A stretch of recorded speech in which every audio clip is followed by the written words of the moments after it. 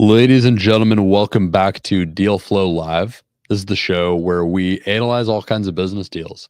We look at businesses that are listed online for sale. We talk about the side of being a buyer for this business and being a seller. We talk about what types of things you should be considering on both sides of the deal and generally just break down how to work through these types of transactions. So whether you're someone who's thinking about buying a business or thinking about selling a business, we hope that you can learn a little bit more from this show and just follow us on our journey of trying to do more transactions and grow through them. Ryan, what are we looking at today? Today, we are looking at a janitorial and maintenance service company. Interesting. So they clean facilities, they clean houses. What kind of Based stuff? on what I've seen from their write-up, it seems like they do a bit of both. It's a mix, which is always good to see. If you pull it up, we can actually see that they are pretty small by all intents and purposes. They're doing about 300K top line, and then the SDE is hovering at 102. Yeah, we do have a listing here that we're looking at, and I'm going to work on getting it up on the big screen as we're going. Yep. But this is interesting. Tell us a little bit about what your initial thoughts are on it. So my initial Going thought off the was finances first. I see thought it was healthy margins. You're basically taking 30%, which is pretty good, I think. It's a business where people show up, they do a job, they leave, and depending on whether it's residential or commercial, there could be no supplies needed, could be supplied to you. So there's a lot of ways to make this business run effectively.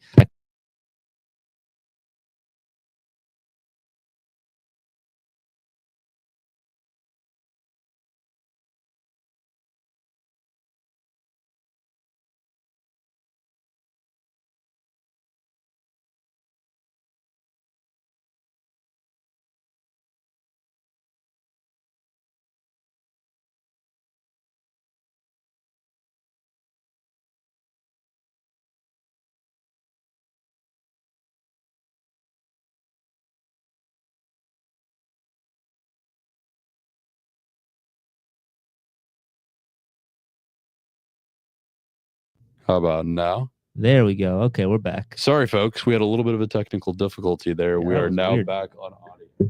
Yeah, that was weird. But yeah, no, I thought it was pretty good in the sense of what I could understand about the cleaning businesses. You see them a lot online, there's a lot of competition, obviously, but there's a lot of room for it because just like a service like H1s, everybody's always trying to find a good deal and everybody's also trying to find the right fit. So just because there's one in town doesn't mean they're the only game in town. So I thought the numbers looked pretty good. I think they look pretty good too. I mean, they're asking 175. Business is doing about a little over 100 grand in seller's discretionary earnings, which means that's what they're taking home. I would say in general, it seems to be the type of company that could have some continuity after, being bought by a new owner. The reason I say that is because they have 15 employees. Mm-hmm. There's a lot of people working in this business, and you can only tell so much from looking at the listing here. Can't really dig under the hood, but what you can see is you can see that there's at least going to be some people that are, staying in and making sure things are done properly. One thing I would want to know is if there's layers of management in place. Mm-hmm. Did you see anything on the listing about that? Nothing explicitly stated that. I mean, if you're looking at 15 people, you would assume there's at least one person who's like kind of an operations person or somebody in some degree of a management-esque role. So, I mean, but then again, like you said, there's so much ambiguity. Did they list what the full-time, part-time breakdown now, by the way. I don't know if they did, because we don't even know if this is all 15 full-time or part-time. I would imagine mostly part-time at that point. W-2 and 1099 employees. Okay, so we got a mix. So they do have some of each. I'd want to know what kind of W-2 employees there are. Yeah, that's a question that you get on the tax docs, and that would take a little bit more digging, but we can always imagine that there's probably at least 2 to 3 if we're including the owners. So yeah, I'd be very interested in particular in whether there's anyone on business development or sales of any kind. Mm-hmm. There's someone that goes out and does some kind of like assessments or estimates or something like that. I own a commercial cleaning company myself. It's a commercial air duct cleaning company. And our setup is basically that, you have these potential jobs that we go out and look to do. We send someone out that has to get a gauge of whether we can do the job and what we would quote for it, because every job's a little bit different. And having those people on the staff is consistency for the business, because they're always working to go do more of those, and they're incentivized to be able to do those types of things, and they actually end up making extra performance pay if they close more of those. So having that in place in the business is something that gives us kind of continuity. If I was out of town for a week, the business isn't going to fall apart because there's people doing sales. So I would be very curious whether there's someone like that in this business. Is someone working on the sales consistently? I would tend to say no. I think that at the size it's at, you're probably getting owners doing that sort of thing. So I would imagine that there's probably not, but with a bit of growth, you could definitely make enough to have a salaried person do that, which I think is one of the first steps you'd want to take if you were purchasing this. I also see that the business has been around since 2016. So it's been around for almost 10 years. We like to see, whenever we're looking, we like to see businesses that have been around for at least 5 years, because most businesses have failed 5 years in. So if it's been around for almost 10 years, that's even better. That says that there's continuity of this business. And businesses that have been around for, the longer a business has been around, the longer it's likely to continue to stay around. That to me says they also have some very solid relationships in place in this business, because obviously if they're a cleaning and janitorial company, they're relying on either direct to consumer, I guess I'll call it, or they're business to business, essentially, so commercial or residential. So I would imagine that they are probably running a lot of relationships that are ongoing based on the quality of work to have made it this far. They say establish systems and vendor relationships, which is good. Yeah, I would definitely want to know what that referral network is looking like, to your point. Like, where are they getting a lot of these commercial jobs from? Do they know a lot of facilities managers? Do they know, like, are they working with like general contractors that are like working directly with buildings and the facilities managers there? Like, what kinds of people do they get their jobs from, and how big is that network? And is that network something that you're going to have access to after buying a business like this? Are they just going to drop off the face of the earth and take all their contacts with them? Or are they going to be open to sharing a little bit, sharing the love? Based on the age and the retirement thing, it feels kind of safe. Like, I feel like this is not, I'm going to go swipe this and run type thing. It feels kind of like an end of life cycle type business. So that to me isn't high on my concern list. What I would want to know. You say that based off of retirement. Yeah. Also, looks like they're industry kind of standard. I think we meet a lot of people, and when they're in the cleaning industry, I think most people who we've met, at least, they're usually in it for the long haul, because once you get a good system, you never want to leave. Like, the ones that get it up and moving, it's like, this is straightforward. You have your normal ups and downs with like your staffing, your tax paying, whatever it is. But for the most part, the people enjoy the work because it's a straightforward system. It's A/B, and it's just a matter of marketing and sales and just keeping jobs coming in. So I believe they're probably actually retiring. Yeah, I do too. You'd always have to look into these things a little bit deeper and obviously do your due diligence, trust but verify. But one of the reasons, I mean, Ryan's kind of hitting on it there, but one of the reasons we like retiring as a reason for selling the business so much is it's just very straightforward. A lot of people just kind of get to that end of the business's life cycle and they've done what they can do with it. And the other thing I like about like retirement as a reason to buy a business is the likelihood is, if someone's retirement age, no disrespect to anyone that age, but there's probably a lot that they haven't updated. I doubt that they've got really polished back-end digital systems and IT behind the business. I doubt that they're taking advantage of AI much. I doubt they're taking advantage of social media. There's just a lot that you can do with a business like this that it's probably not already doing to really help it stand out. And you pair that with whatever is allowing them to be successful in the first place. That's where you can be pretty dangerous as far as the growth.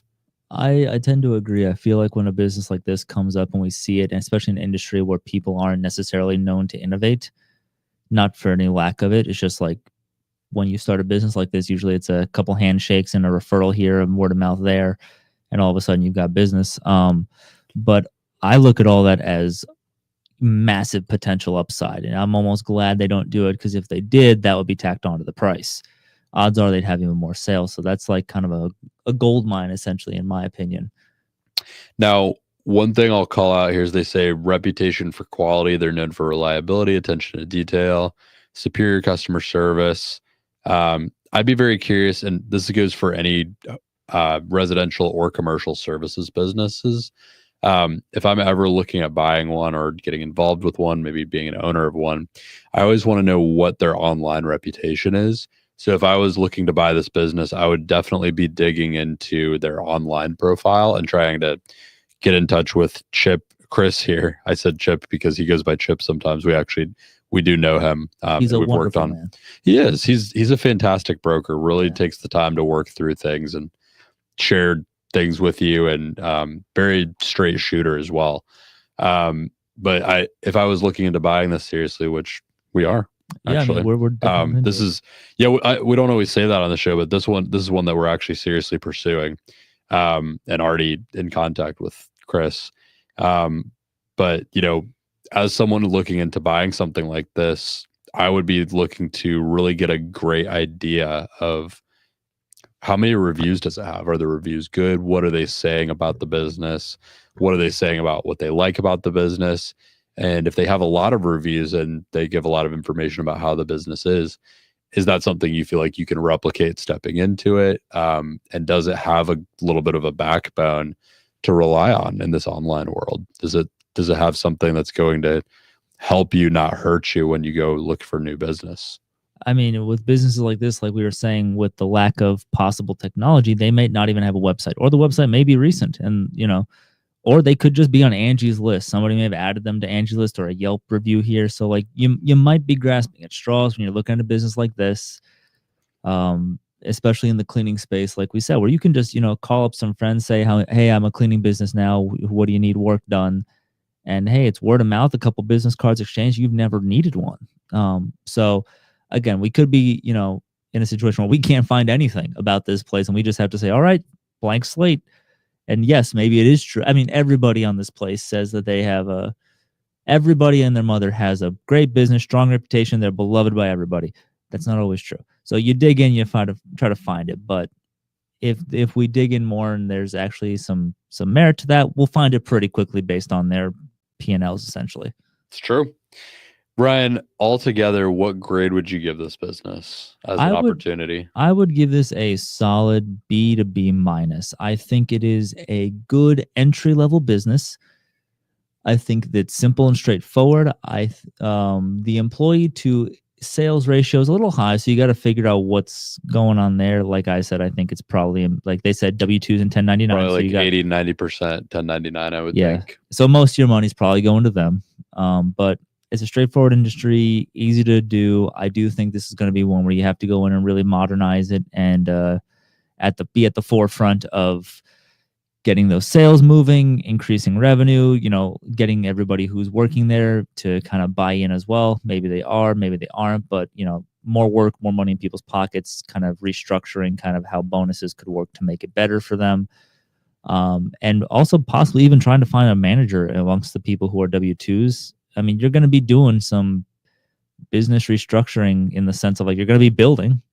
It's not like hey, I paid a 500 netting 175. I can coast on that for life. Like, this is when you got to get in there and build, but I think it's got a lot of potential. So it's the B to B minus range.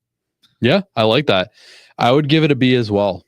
It's a little bit expensive, and depending on what kind of flexibility they have on terms. Mm-hmm. If they're open to some kind of financing terms, that would make this a more attractive opportunity, because when you're at that kind of like 100,000 SDE or cash flow range, you hope to see honestly around a 1 to 2x multiple. It is towards the higher end of that. So it's on the higher end, but it's not all the way at the higher end.